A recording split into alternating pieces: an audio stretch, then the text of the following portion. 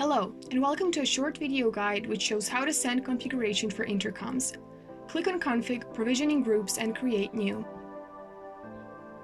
In this example, we will create a configuration for intercom model 29S and 27S.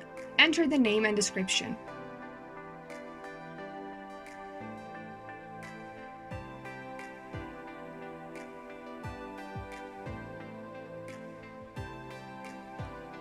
Provisioning Contacts option allows to select either the extension group or to select a custom group created by the user to which the provisioning will be sent. In this example, we will choose Use Extension Group option.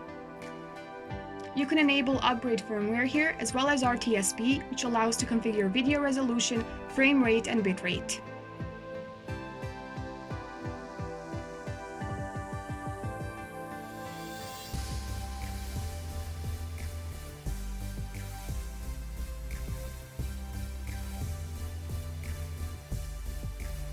Relay can be selected to be either in default state or invert state, while the trigger delay tells how long it will take for the door to be opened.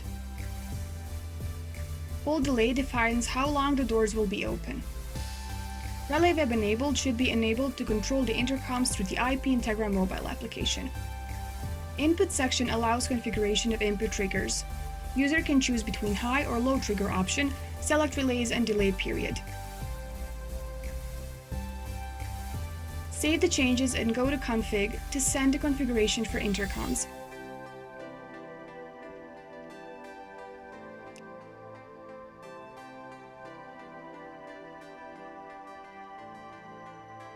The list of devices provides with the name of the device, version of firmware, MAC address, and IP address.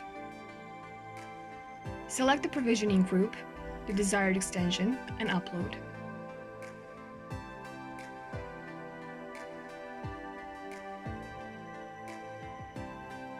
In the right bottom corner, you should get a confirmation of successful update.